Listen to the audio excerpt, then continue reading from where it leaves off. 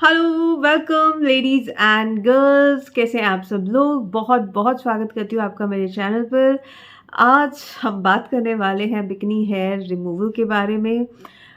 इस टॉपिक के ऊपर ना जितनी मिथ्स हैं उतने ही कन्फ्यूजन्स हैं। मिथ कई लोगों में ये है कि इस एरिया के हेयर रिमूव नहीं करने चाहिए, कुछ लोग कहते हैं कि करने चाहिए। Well, it's a personal choice. अगर आपको लगता है कि हाइजीन इशू है तो डेफिनेटली हेयर रिमूव करने चाहिए, और अगर आपको लगता है कि नहीं ठीक है तो बिल्कुल ठीक है।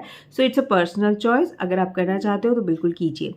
हेयर रिमूवल की टेक्निक्स के बारे में, मेथड्स के बारे में भी बहुत कन्फ्यूजन है, क्योंकि हमारे देश में अभी तक भी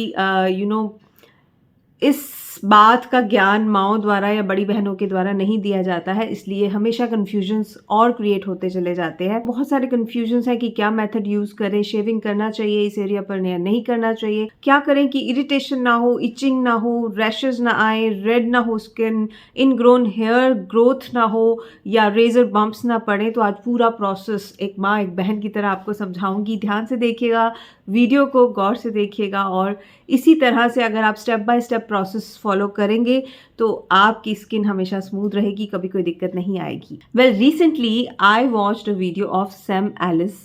she is a dermatologist and she said in that video that shaving is perfectly safe, और बहुत कम टाइम कंज्यूमिंग होता है ये, इनफैक्ट बहुत ज़्यादा इकोनॉमिकल भी होता है। तो shaving is a very good method to remove hair from this area. Shaving को लेकर बहुत कन्फ्यूजन्स हैं लोगों के माइंड में, सही टेक्निक नहीं पता। सो 4 स्टेप प्रोसेस उन्होंने अपने वीडियो में समझाया शेविंग का, वही आज मैं आप लोगों के साथ शेयर करने वाली हूँ। So first step of this process is trimming. Yes, whenever you want to remove hair from your bikini area, it is mandatory to trim your hair down there. जी हाँ, फर्स्ट स्टेप है, mandatory है। बिना trimming के shaving कभी मत कीजिएगा। लंबे hair को जब आप शेव करते हैं डायरेक्टली, तो पोकी हेयर आने का खतरा, इचिंग इरिटेशन होने का खतरा, रेजर बम्प्स होने का खतरा 100% बढ़ जाता है। So trim your hair first. For trimming you can use a small pair of scissors और you can use a trimmer. If you are using a trimmer, ध्यान रखने वाली बात यह है कि आप उसे डाउनवर्ड डायरेक्शन में यूज करें। ट्रिमिंग के बाद सेकेंड स्टेप है टू वॉश दैट एरिया. तो आप ट्रिम करने के बाद वॉश कर लीजिए या फिर आप शावर ले लीजिए। वॉशिंग के बाद बारी आती है थर्ड स्टेप की, that is exfoliation. Yes, you heard it right, exfoliation. It will remove all the dead skin cells, all the debris, and it will also soften the hair follicles so that shave सही तरीके से हो सके और ingrown hair की problem ना हो. Exfoliation के लिए आप कोई भी स्क्रब जो आप फेस पर यूज़ करते हैं, माइल्ड स्क्रब, वो ले सकते हैं. तो स्क्रब करने के बाद भी आप अच्छे से वॉश कर लेंगे उस एरिया को. Now coming to fourth step, that is shaving. आज तक ये स्टेप्स फॉलो किए थे? नहीं किए? समझ में कुछ आ रहा है तो लाइक कर देना, शेयर कर देना अपनी फ्रेंड्स के साथ. जी हाँ, सही तरीका, सही टेक्निक जब हम किसी भी चीज़ की यूज़ करते हैं ना, तभी हमें पता चलता है कि वाकई में वो असरदार है या नहीं. जो लोग कहते हैं कि शेविंग से पोकी हेयर आते हैं या इनग्रोन हेयर की प्रॉब्लम हो जाती है, प्लीज़ आप इस तरीके से अगर आप शेविंग करेंगे आपको कभी भी ये प्रॉब्लम्स नहीं होंगी. तो शेविंग पर चलते हैं, कैसे करनी है, कौन सा ब्लेड यूज़ करना है और किस तरीके से आपने इस एरिया को शेव करना है. फर्स्ट एंड फॉरमोस्ट जो ध्यान रखने वाली बात है, जो शेवर या रेजर ब्लेड आपको यूज़ करना है वो फेस या बॉडी हेयर रिमूवल वाला नहीं होना चाहिए. You have to use the razor which is specially designed for the sensitive area, your bikini area. So I will suggest कि आप नम्या का ultra sensitive bikini razor use करें. It makes the whole process seamless. Really बहुत बहुत effective तरीके से ये hair remove करता है. Why? Because it comes with curve sensing blades designed with skin protection coating and unique skin guards that provide ultra closeness.